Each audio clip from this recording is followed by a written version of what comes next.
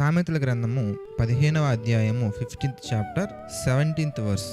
సామెతల గ్రంథము 15వ అధ్యాయము 17వ వచనము. పగవాని ఇంట క్రొవ్విన ఎద్దు మాంసము తినుట కంటే ప్రేమ గల చోట ఆకుకూరల భోజనము తినుట మేలు. ప్రియులారా, దేవుడు ఇక్కడ అనేకమైన విషయాలను ఈ సందర్భం ద్వారా మనకు తెలియచేయాలని ఆశ కలిగి ఉన్నారు. మనం జాగ్రత్తగా ఆలోచించినట్లయితే, జాగ్రత్తగా ధ్యానించినట్లయితే పగవాని ఇంట అంటున్నారు. ఇంతకీ పగవాడు ఎవరు? పగవాడు ఎవరు ఇంతకీ అనగానే, మరి మనం పేతురు గారు రాసినటువంటి మొదటి పత్రికలో 5వ అధ్యాయంలో 8వ వచనం మనం జాగ్రత్తగా గమనించినట్లయితే గనక మనకు అర్థమవుతుంది. ఏమని? నిబ్బరమైన బుద్ధి గలవారై మెలకువగా ఉండుడి, మీ విరోధి అయిన అపవాది ఎవనిని మృంగుదునా అని వెతకుచూ తిరుగుచున్నాడు. అంటే ఎవరు పగవాడు ఇంతకి అనగానే, పంపు దగ్గర లేదంటే ఇంటి పక్కన ఉన్నటువంటి వాళ్ళ దగ్గర నుంచి ఏదైనా డ్రైనేజీ వాటర్ మన ఇంట్లోకి వస్తే వాళ్ళ మీద గొడవ పెట్టుకొని వాళ్ళని పగవారుగా ఫీల్ అవటం కాదు. పంపుల దగ్గర బిందులు మారినప్పుడు వాళ్ళని పగవారుగా ఫీల్ అవటం కాదు. నువ్వు బస్సు ఎక్కాలనుకున్నావు, అక్కడ నీ కర్చీఫ్ వేసావు, నీ కర్చీఫ్ తీసి కింద పడేసి నేలతో తొక్కేసి అతను కూర్చున్నారు. అతను నీకు పగవాడు కాదు. ఎందుకంటే మీ ఇంటి పక్కన ఉన్నటువంటి వ్యక్తిని అవ్వచ్చు, పంపు దగ్గర ఉన్నటువంటి వ్యక్తిని అవ్వచ్చు, బస్సులో ఉన్న వ్యక్తిని అవ్వచ్చు, వీరందరినీ కూడా గొడవకి రేపింది ఎవరో తెలుసా? అదిగో మీ విరోధి, మన విరోధి అయినటువంటి అపవాది. వీరందరూ కూడా వాడి చేత ప్రేరేపించబడుతున్నటువంటి వారే తప్ప, వాడి యొక్క ఉచ్చులలో చిక్కుకొని కోపానికి గురై నీ మీదకి గొడవకి వచ్చిన వారే తప్ప వారు మన శత్రువులు కారు. మన శత్రువులు ఎవరు ఇంటికి అనగానే, ఆకాశ మండలమందున దురాత్మల సమూహములో. ఎఫెసీయులకు రాసినటువంటి పత్రిక మనం జాగ్రత్తగా ధ్యానించినట్లయితే కనుక, ఎఫెసీయులకు రాసినటువంటి పత్రిక 6వ అధ్యాయం మనం చూద్దాం. మనం 12వ వచనం మనం చూస్తే, ఏలయనగా మనము పోరాడునది శరీరులతో కాదు. మనం పోరాడేది శరీరులతో కాదు కానీ ప్రధానులతోనూ అధికారులతోనూ ఆ ప్రస్తుత అంధకార సంబంధులకు లోకనాథులతోనూ ఆకాశ మండలమందున్న దురాత్మల సమూహములతోనూ మనం పోరాడుచున్నాము. అంతేగాని శరీరాన్ని ధరించుకున్నటువంటి ఇగో నీ చుట్టూ మన చుట్టూ ఉన్నటువంటి మనుషులతో మన పోరాటము కాదు. కనుక ఎవరు మనకి పగవాడు అనగానే, ఇదిగో అపవాది. అందుకే యోహాను సువార్త 8:44 కూడా మనం గమనించవచ్చు. మీరు మీ తండ్రి యగు అపవాది పిల్లలు, అపవాది సంబంధులు.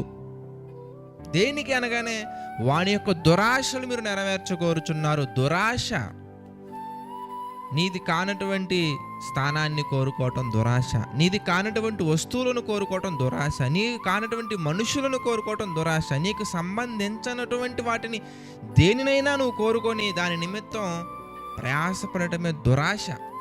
ఇక దురాశ గర్భము ధరించి పాపమును కనగా పాపం పరిపక్వై మరణమును కనును.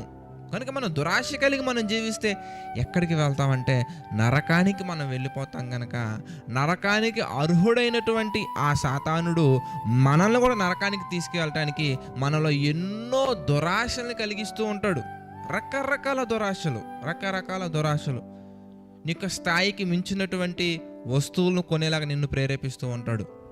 నీ యొక్క స్థాయికి మించినటువంటి ధనాన్ని సంపాదించటం కొరకు నిన్ను ప్రేరేపిస్తూ ఉంటాడు. నీకు సంబంధించినటువంటివన్నీ కూడా నీకే కావాలి. ఇగో వాడికి ఉంది, నీకెందుకు లేదు, ఆమెకు ఉంది, నీకెందుకు లేదు, ఆఖరికి వీడికి కూడా ఉంది, నీకెందుకు లేదని మనలో అనేకమైనటువంటి ఆశల రూపంలో దురాశలను రేకెత్తిస్తూ ఉంటాడు. అందుకే ఎంత ఉన్నతంగా కనిపించినా, ఎంత గొప్పగా కనిపించినా, ఎంత రిచ్గా కనిపించినా,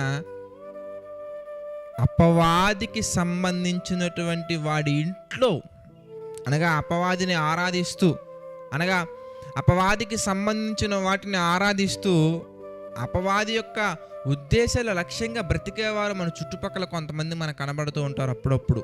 అలాంటి వారయ్యా అంటే ఎదుటి వారిని క్షమించాలి అనే మనస్తత్వం వారికి ఉండదు. నిన్ను వల్ల నీ పొరుగు వారిని ప్రేమించాలనే మనస్తత్వం వారికి ఉండదు.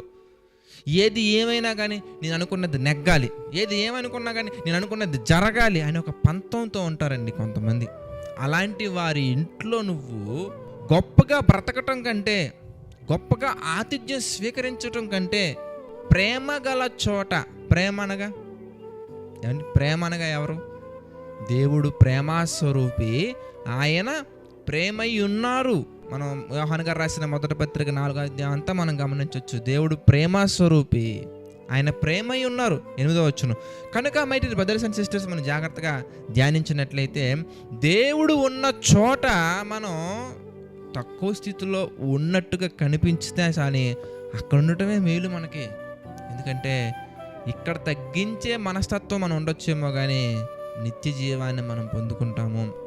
ఈ దేహముతో ప్రభువుని స్తుతిస్తూ, ఈ దేహంతో దేవుణ్ణి ఆరాధిస్తూ, ఆత్మతోను సత్యముతో ఆయనను ఆరాధిస్తూ, ప్రతి క్షణం కూడా ప్రభువుకు కృతజ్ఞతాస్తుతులు చెల్లిస్తూ, ఏది ఏమైనా కూడా దేవుని చిత్తమే నెరవేరాలని ఆశ కలిగి జీవించే వారింటికి వెళ్తే, వాళ్ళ ఇంట్లో తినటానికి ఏమీ లేకపోయినా కానీ, వారింట్లో కూర్చోడానికి సోఫాలు లేకపోయినా కానీ, వారింట్లో ఏసీ లేకపోయినా కానీ, వారింట్లో సెక్యూరిటీ గార్డ్స్ లేకపోయినా కానీ, వారి ఇంట్లో నీకు కావలసినటువంటి సదుపాయాలు లేకపోయినా కానీ, నీవు వారి దగ్గర ఉన్నావంటే కనుక అనేకమైనటువంటి అనుభవ జ్ఞానం నేర్చుకొని దేవుని యొక్క ఆశీర్వాదాలు పొందే విధంగా మనం ఉండొచ్చు. కనుక my dear brothers and sisters, ఈ ఉదయకాల సమయమున శ్రేష్టమైన దాన్ని ఎన్నుకుంటారని మనస్ఫూర్తిగా ఆశిస్తున్నాను.